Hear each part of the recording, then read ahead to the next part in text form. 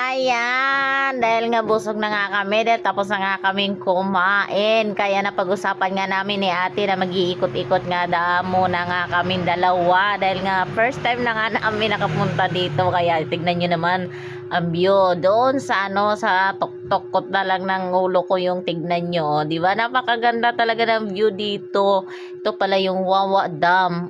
First time ko pa lang talaga dito nakapunta guys. Pero hindi ko akalain na ganito pala ka linaw yung tubig, di ba?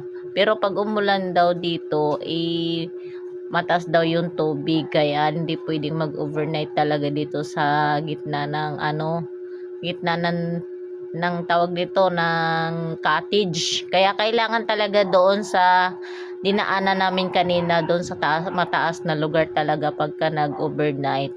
Marami naman pala dito pupunta dito guys. Tignan nyo naman, nakabangka-bangka. Yan din yung sinakyan namin dito nung pumunta kami kanina. Kaya ayan, nag-ikot na nga kami ni ate. Syempre mamaya maliligo na din kami ni ate. Naghanap nga kami kung saan kami magandang maligo. Pero doon lang talaga kami manaligo, sa tapat lang din namin. Yan lang guys.